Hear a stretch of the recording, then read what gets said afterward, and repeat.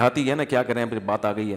ایک دیہاتی گیا, کسی قاری صاحب کو دیکھا, قاری صاحب کسی بچے کو کہہ رہے ہیں کم بخت تو گدھا تھا, میں نے تجھے انسان بنایا, یعنی انسان بنائے, تربیت کی. وہ دیہاتی بڑا حیران ہوا, ابھی یہاں گدھوں کو بھی انسان بنا دیتے ہیں.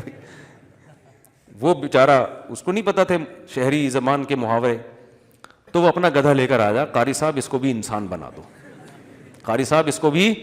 اب قاری صاحب کو مذاق سوجا, انہوں نے کہا یہ تو بہت ہی بیوقوف ہے.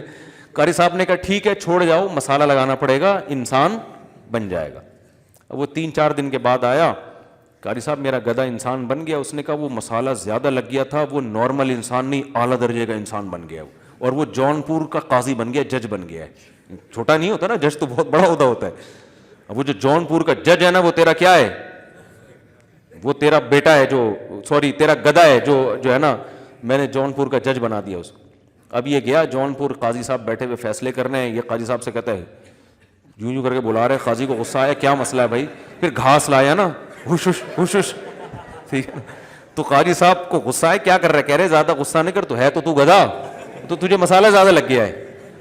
تو تبلیغ والے بھی پبلک کو پکڑ کے کیا کرتے ہیں, مسالہ لگانا شروع کرتے ہیں. 6 نمبر ہو گئے, پھر صبح شام نیک لوگوں کے ساتھ اٹھنا بیٹھنا. تو جنید جمشید کو بھی حضرت مولانا نے مسالہ لگا کے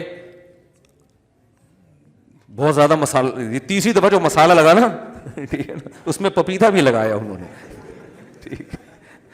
تو وہ پھر توبہ کر لی اسے سچی, اور موت کس پر ہوئی ہے, توبہ پر.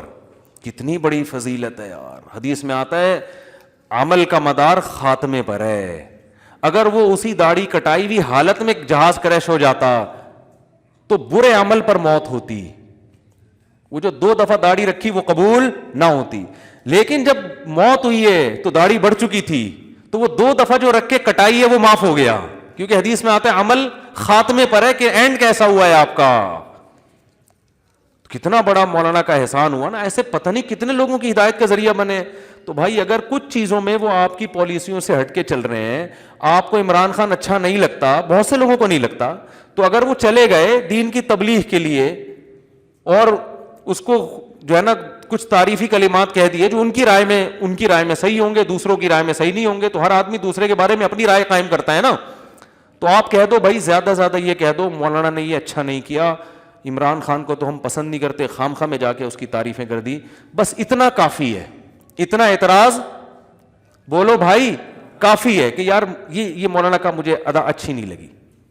باقی اس حیثیت سے کہ وزیر اعظم سے ملنا, اس پہ تو آپ اعتراض کر ہی نہیں سکتے. نبی صلی اللہ علیہ وسلم نے بادشاہوں کے پاس صحابہ کو بھیجا ہے, نجاشی کے پاس پناہ کے لیے صحابہ کو بھیجا ہے. یہ نہیں کہا کہ ہم جاؤ عیسائی بادشاہ ہے ہم کسی کی مدد نہیں لیتے. عبداللہ بن مسعود جیسے صحابی نجاشی کے پاس گئے ہیں پناہ لینے کے لیے, اور پھر اس کو محبت سے تبلیغ بھی کی ہے. حضرت جعفر طیار نے قرآن کی آیتیں پڑھی, مسلمان ہو گیا وہ. اگر وہ یہ کہتے نجاشی کون ہے, وہ تو عیسائی بادشاہ, ہم تھوڑی جائیں گے کسی کے پاس. ہرقل کے پاس خط بھیجا, سفیر گئے ہیں. تو ہمیں سیرت میں دونوں پہلو ملتے ہیں, استغنا بھی ملتا ہے اور سرداروں کو قریب کرنے کے. نبی نے سرداروں کے پاس بھی گئے آپ صلی اللہ علیہ وسلم, صحابہ بھی گئے ہیں. تو میں مجدد الفسانی رحمۃ اللہ علیہ کا بتا رہا تھا کہ انہوں نے بہت سے علماء نے فتوے دیے کہ یہ جناب اکبر بادشاہ ایسا ہے, یہ کافر ہو گیا, نکاح ٹوٹ گیا وغیرہ وغیرہ. انہوں نے کہا بھائی سارا حکومت اسی کے ہاتھ میں ہے, تو اگر ہم اس سے محبت دیں گے, اس کے قریب جائیں گے تو بہت کچھ کروا سکتے ہیں. اور اس طرح کا اگر ہمارا رویہ رہا تو اس سے ہندوستان میں شر کے علاوہ کچھ بھی نہیں پھیلے گا. مزید یہ علماء سے دور ہو جائے گا, سب وہ جلال الدین تو یہاں تک آ جاتا کہ وہ سب کو لٹکا دیتا. مجدد الفسانی رحمۃ اللہ علیہ نے لوگوں کی تانوں کی پرواہ نہیں کی اور بادشاہوں کے قریب گئے, شہزادوں کے قریب گئے. یہاں تک ایک شہزادے سے کہا کہ میں ضمانت دیتا ہوں میں اس وقت تک جنت میں نہیں جاؤں گا جب تک تجھے نہ لے کے جاؤں اپنے ساتھ. کتنے بڑے الفاظ ہیں دیکھو. میں تجھ سے وعدہ کرتا ہوں کہ مجھے اگر اللہ جنت میں لے کر گیا تو جب تک تو جنت میں نہیں جائے گا میدان حشر میں اللہ سے کہوں گا اللہ میں نہیں جاؤں گا جنت جب تک یہ نہیں جائے, اس کو نہیں میرے ساتھ بھیجو گے. کتنی بڑی یعنی شہزادے کو آپ مجدد الفسانی پر بھی فتویٰ لگاؤ گے حکومت کی چاپلوسی کر رہے ہیں, یہ کر رہے ہیں, وہ کر رہے ہیں. لیکن مجدد الفسانی نے ایسا کام کیا کہ جلال الدین اکبر کلمہ پڑھ کے دنیا سے گیا ہے. اس کی ساری تاریخ آپ کو خراب ملے گی، اینڈ بہت اچھا تھا اس کا. اس کی اولادوں میں عالمگیر بادشاہ پیدا ہوئے ہیں جنہوں نے ہندوستان کو امن سے بھر دیا اور کتنی زبردست حکومت کی، اور کیسے نیک ٹوپیاں بن کے اپنا گزارا کرتے تھے عالمگیر. ٹوپیاں بیت المال سے تنخواہ نہیں لیتے تھے، ٹوپیاں بنا. بادشاہ ہندوستان کا جس میں برما بھی آتا تھا، جس میں بنگلہ دیش بھی اتنی بڑی سلطنت جس کو انگریز سونے کی چڑیا کہتا ہے، اور اس کا بادشاہ کیا کر رہا ہے؟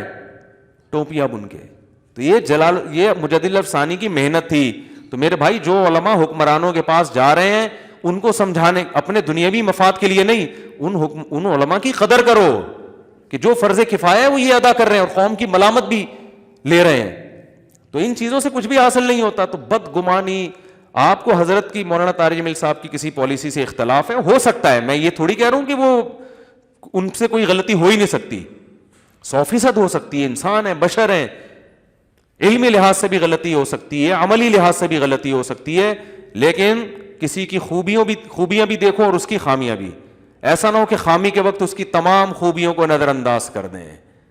یہ نہیں ہو سکتا بھائی. اس کی وہ خوبیوں کو دیکھ کر اس کی خامیوں کو آپ نے بیان کرنا ہے. اول تو ضرورت کیا ہے؟ آپ سے کون پوچھ رہا ہے کہ صحیح کیا کہ غلط کیا؟ ضروری ہے کہ تبصرہ کرو. کوئی آپ سے پوچھ رہا ہے کہ اچھا کیا کہ برا کیا؟